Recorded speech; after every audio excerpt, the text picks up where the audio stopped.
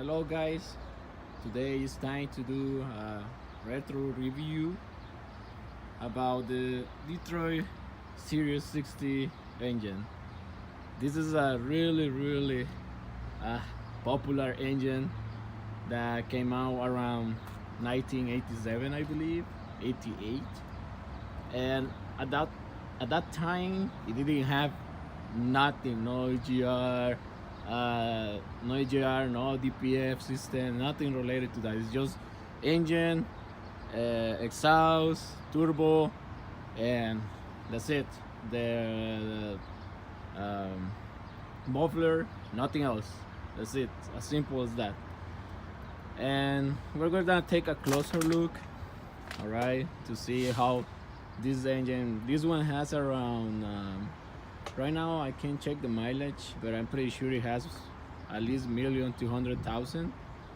And we're gonna take a look and remember how how they start back in the days. All right. As you can see, this one has a major oil leaking here, coming from the power steering to start, and I believe from the damper seal or crankshaft seal.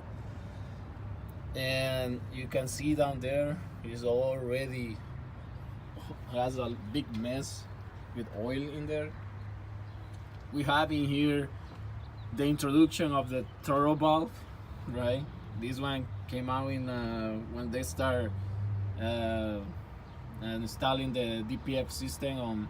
This one is the latest model, like 2009, 10, because Series 60 stopped around 2011. Not sure about it.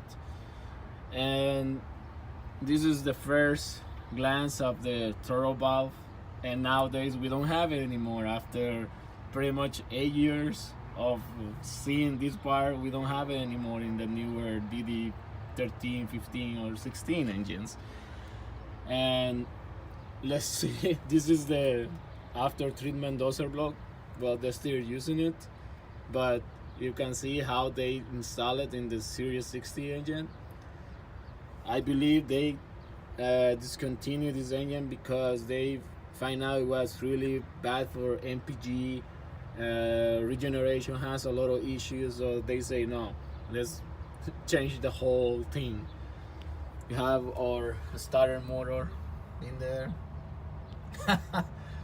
And there's a fuel filter here. I believe this is the secondary fuel filter. The primary is in here, way down there. The fuel pump, as you can see here. This fuel pump is really rare to see it nowadays, especially here in California. And always Freightliner has this issue with the EGR valve. They got stuck. Sometimes we buy a remand, and they tell us, oh, it's not good, we had to replace it again. Sometimes we had to replace it twice because the remand didn't work, so we had to try a couple times. And you see there is a exhaust leak in there, which is pretty common in this kind of engines. I have seen it in a lot of these engines. And as you remember, they get rid of the EGR delta pressure sensor because I believe it messes around with the way the EGR valve works. And I believe they get rid of it because I installed a couple harness of this engine, and they never came with that one.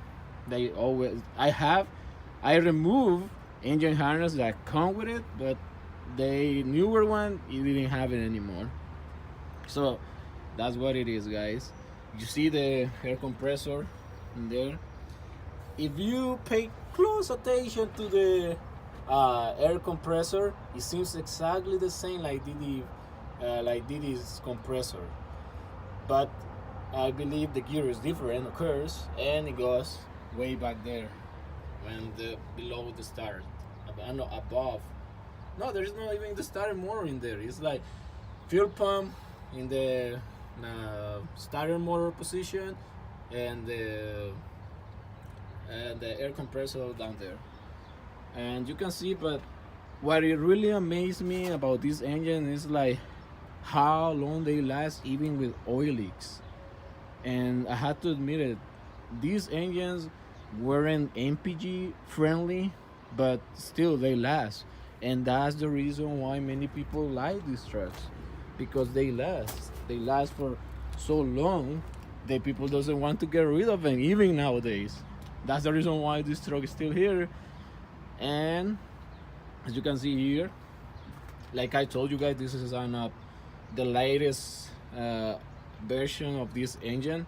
After this, Series 60 was no more, and we have the turbo, which is a pain to remove. I don't understand why Freightliner did this kind of turbo, but okay, it was a really painful to remove because it has so many coolant lines on it.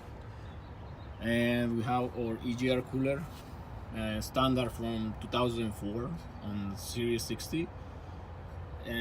But this one's slightly different compared to the between 2004 to 2008 or 7. This one is a little bit rounded design. The other one was like kind of oval design. It has like an oval shape. So as you can see, this is the 7 injector. The filters down there, the oil filter module. Let me see if I can focus this thing. Yeah, you can see it down there.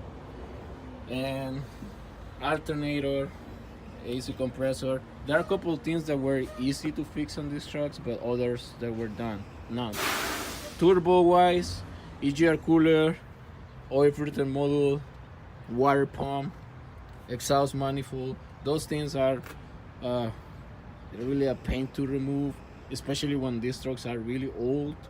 But related to these accessories, strong accessories, air conditioning, compressor, alternator, and to change belts, tensioner,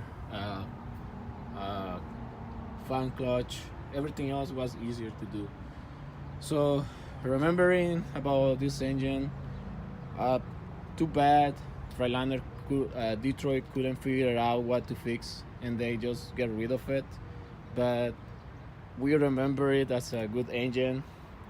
With this engine, probably nowadays, if someone keep it in nice shape, it's gonna have around 2 million miles already. Let me know in the comment section if someone of you guys have this engine with 2 million miles. And thanks for watching. This is our retro review, and I'll see you in my next one. Thanks.